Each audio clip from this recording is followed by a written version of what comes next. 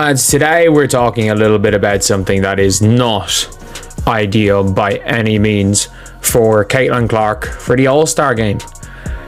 The Indiana Fever star Caitlin Clark is probably going to need a hardship player for the All-Star game because multiple of her stars... Caitlin Clark was made for moments like this. When adversity shows up, she doesn't back down, she welcomes it in and puts on a show. The All-Star game was meant to be her shared spotlight with Aya Wilson, the MVP force and centerpiece of her team's title hopes. But with Wilson sidelined by injury, the stage now belongs entirely to Clark. And if there's one thing history makes clear, it's that she delivers her best when the pressure's at its peak. So A'ja Wilson, man, she looked like she might not actually make it to the All-Star game, man. Have that hurt, injured wrist, and I see it in the cast, man, right over here in the corner. If y'all can see that, I know it's a tad bit small. Fans everywhere were buzzing at the thought of Caitlin and Aya finally joining forces. A duo powerful enough to rewrite All-Star history. The energy was electric, the anticipation sky high. But setbacks are nothing new for Clark. She's battled doubters, rivals, and every obstacle imaginable, and each time she's answered the challenge with grit, poise, and a level of play that fills arenas and leaves crowds stunned. Satu. Either way, A'ja Wilson is currently injured. Yes, A'ja Wilson is currently injured, which is not good, and it does not seem great. They say she has a sprained wrist with no timetable to return, and that means she's probably out for the All-Star game. That means she's probably out. So it's the rookies. It's the rookies. Like, it is Caitlin Clark and the rookies versus... The injury came during the Aces' 87-78 loss to the New York Liberty, a moment that made fans wince just watching it. Wilson drove hard to the basket against Lainey Febick, absorbed contact, and crashed down awkwardly on her right wrist. Instantly, the entire Aces bench jumped to her aid like it was the last slice of pizza in a college dorm. True to form, Wilson tried to power through. She sank her free throws and stayed in for a few more possessions. But eventually, reality set in. Her night was over. All right, so yeah, I ended up seeing this yesterday where she actually had this cast on her wrist. And I remember Angel Reese wearing this as well. She was out for a good minute after hurting her wrist. So I don't think A'ja Wilson will be making it. Now here's where things get interesting. The MRI confirmed it's a sprain, not a fracture.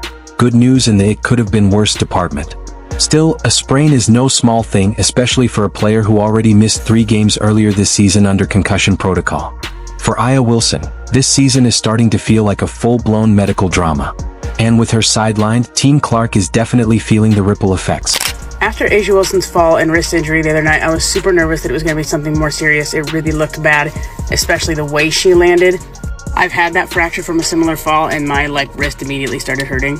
She did have an MRI yesterday. She posted this: "Welp, nothing wakes you up like the sound of an MRI machine, but just want to say thank you for the prayers, New York Liberty. Thank you so much for the quick help and privacy. Truly appreciate it. Natasha Cloud was a real one for that.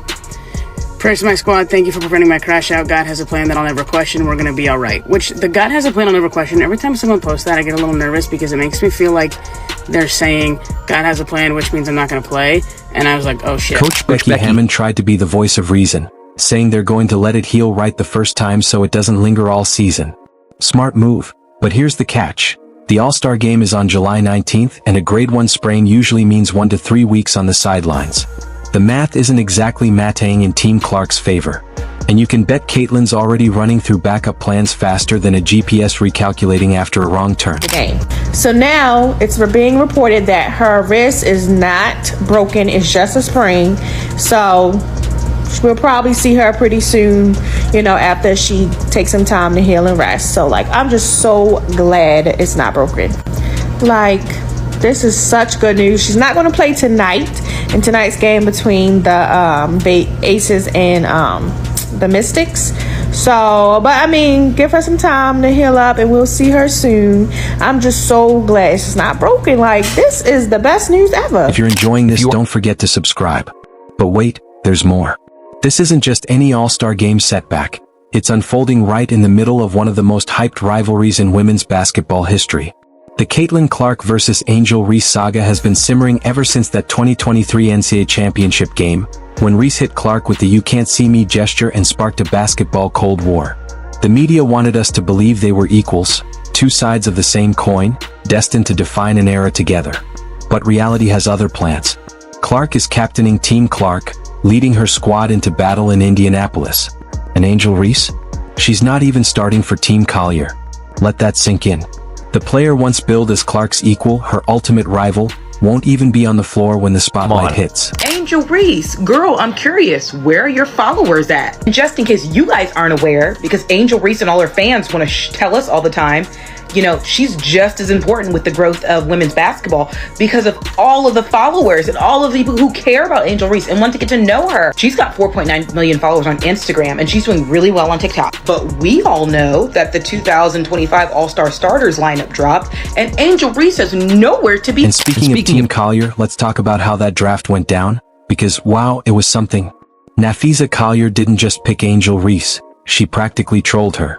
When asked about the choice, Collier casually said she needed rebounds, so she went with the player who specializes in cleaning up her own misses. The shade was so thick you could slice it with a knife. The same woman who co-founded Unrivaled and has been tearing up the league all season looked straight at Angel Reese and basically said, "Yeah, I'll take the rebounder." Team here. All right, Fee. If Gabby Williams is off the board, who are you going with? Okay, I feel like I'm gonna get into the post players. Let's do it. We need some rebounding. I'm gonna go with Me Bounds Angel. We need some rebounding on our team. Angel Reese off the board here to Team Collier. Tasked with getting those boards here in Indianapolis. But here's the kicker. And the moment Caitlin Clark proved she's not just a basketball player, she's a CEO in sneakers. She didn't just play the All-Star game, she rewrote its rulebook. When asked about potential trades, most captains would think about swapping players. Not Clark. She stared straight into the cameras and said, "I don't know if this is in the rules, and I don't really care, but we're going to trade coaches." Just like that, Cheryl Reeve, the Minnesota Lynx coach originally assigned to Team Clark, was shipped to Team Collier faster than a bad Uber driver gets one starred. Clark wanted Sandy Brondello, the New York Liberty coach who actually knows how to win championships, not someone who spent time questioning her impact on the league. This wasn't just a coaching swap, it was a statement. A power move that sent shockwaves through the basketball world. "Sorry ESPN if that's not in the rules," Clark said, "but we just made it one." And the best part? The league didn't stop her. They couldn't. Because when you're Caitlin Clark, when you're the reason arenas sell out and fans shell out $670 to see you play in Iowa cornfields, you don't follow the rules. You make them. This is in the rules. I don't really care. But I think we've already discussed we are going to trade coaches. Fee's going to take her coach, Sandy Brondello. Let's get it. Ooh. It's going to be amazing. Sorry, WNBA, if that's not in the rule. Sorry, ESPN, if that's not in the rules, but we just made it a rule. So, Sandy Brondello, come on over. Whoa. Let's get to it. You can coach some. Sandy Brondello's reaction was priceless. Her teenage son texted her, "Mom, you got traded," and she thought the whole thing was awesome. That's exactly the kind of energy Caitlin Clark wants around her team. No negativity, no criticism, no media distractions, just pure basketball excellence and a championship mindset. Now, with Aya Wilson's status up in the air, Team Clark faces a tough question. Do they slot in another superstar? Adjust their strategy? Panic? If you know anything about Caitlin Clark, you know panic isn't in her vocabulary. This is the same player who led Iowa to back-to-back Final Fours, shattered scoring records like they were glass, and turned women's basketball into must-see TV. Even without Wilson, the roster Clark assembled is still a powerhouse. Aaliyah Boston, her Fever teammate, anchors the defense. Sabrina Ionescu delivers elite shooting and high basketball IQ. Sada Sabaly brings international experience and versatility. Kelsey Mitchell adds clutch scoring and deep-range firepower. Gabby Williams contributes defense and relentless hustle. This isn't just a talented team, it's a squad built on chemistry, respect, and the kind of cohesion that wins championships.